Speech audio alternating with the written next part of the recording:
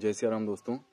लगभग 2 सालों के बाद आप सभी से मिलना हो रहा है और इस समय मैं एक नए दायित्व के रूप में आप सभी लोगों से मिल रहा हूं।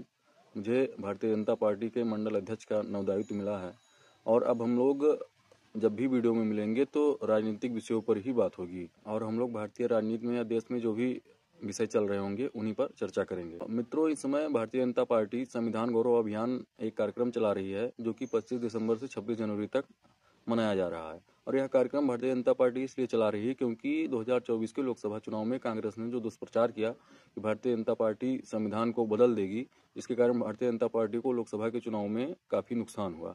इसी कारण भारतीय जनता पार्टी 25 दिसंबर से 26 जनवरी तक संविधान गौरव अभियान नाम से कार्यक्रम चला रही है, जिसमें हम भारतीय जनता पार्टी के कार्यकर्ता अनुसूचित बस्तियों में जाएंगे, अनुसूचित लोगों से मिलते हैं और अनुसूचित भाई बहनों से उनको बताते हैं कि संविधान के बारे में किसने क्या कार्य किया है। मित्रों, आश्चर्यचकित करने वाली बात यह है कि कांग्रेस पार्टी संविधान के बारे में ज्ञान देती है। वह कांग्रेस पार्टी आम चुनाव का इंतजार भी न कर सकी और संविधान में परिवर्तन कर दिया।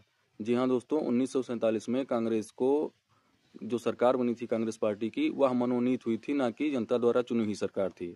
और 1950 आते आते जवाहरलाल नेहरू जी ने संविधान में परिवर्तन कर दिया, यानी कि संशोधन कर दिया, जिसमें अब व्यक्ति की आज़ादी को बहुत ही सीमित दायरे में किया गया था या उसको बहुत संकीर्ण कर दिया गया था। और ये कांग्रेस पार्टी डॉक्टर भीमराव अंबेडकर के बारे में बात करती है, जिनको इन्होंने बार बार अपमानित करने का काम किया, चाहे 1952 का आम चुनाव हो या 1954 का आम चुनाव हो। दोनों ही चुनावों में डॉक्टर अंबेडकर को कांग्रेस पार्टी ने चुनाव हराने का कार्य किया, उनका खुला विरोध किया। और यह कांग्रेस पार्टी आजकल डॉक्टर भीमराव अंबेडकर के नाम पर ही राजनीति करती है।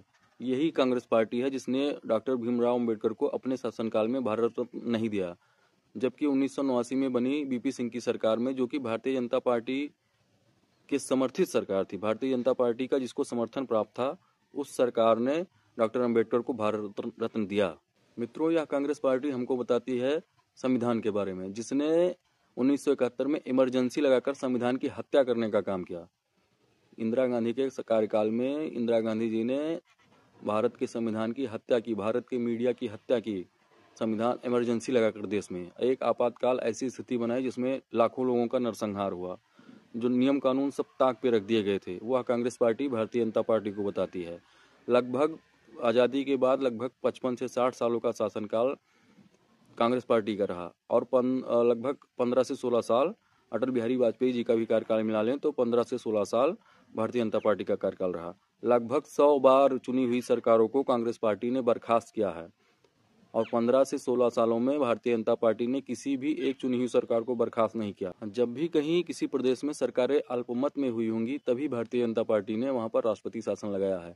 लेकिन कांग्रेस ने जानबूझकर छोटी पार्टियों को, या भारतीय जनता पार्टी की जब सरकारें थीं तो उनको जानबूझकर किसी भी मुद्दे पर सरकार गिरा देते थे और लगभग 100 बार इन्होंने चुनी हुई सरकारों को गिराया है। मतलब जो पार्टी देश में इमरजेंसी लगाए, जो पार्टी देश में चुनी हुई सरकारों को प्रदेशों में बर्खास्त कर दे, वह पार्टी संविधान समर्थक हो गई। और जिस पार्टी ने आज तक कभी भी इमरजेंसी नहीं लगाई, ना ही चुनी हुई सरकार को बर्खास्त किया, वह पार्टी संविधान विरोधी हो गई।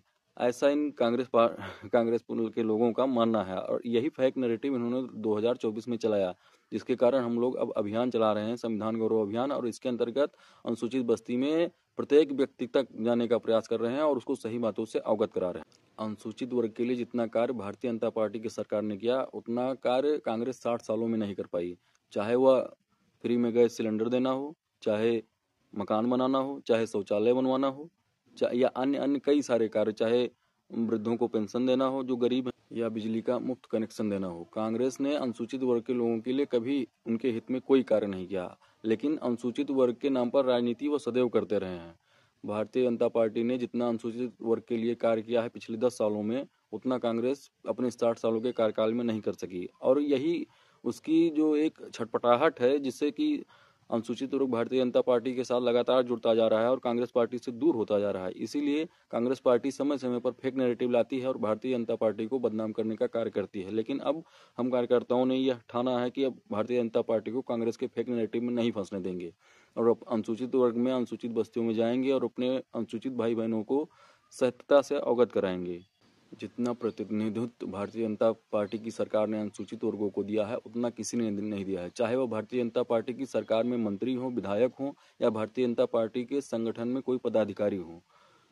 और भारतीय जनता पार्टी ने गरीबों को मुफ्त में कोरोना काल से ही अनाज वितरण करने का काम किया है, जिससे कि किसी गरीब के घर का ऐसा ना हो कि चूल्हा ना जले और कोई गरीब भूखा रहे।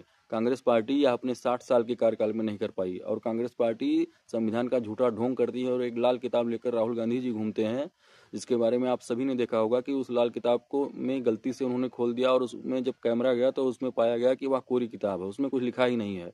उस लाल किताब के नाम पर अनुसूचित भाई बहनों को बरगलाने का काम राहुल गांधी जी करते हैं, लेकिन अब यह ऐसा नहीं कर पाएंगे। कांग्रेस पार्टी ने हमेशा ही फूट डालो और राज करो की नीति पर ही काम किया है और इस देश में राज करने का काम किया है, परंतु अब भारतीय जनता पार्टी ने ठाना है कि कांग्रेस हिंदू समाज में फूट नहीं डाल पाएगी। और आप बार बार देख रहे होंगे कि राहुल गांधी जातीय जनगणना की मांग करते हैं।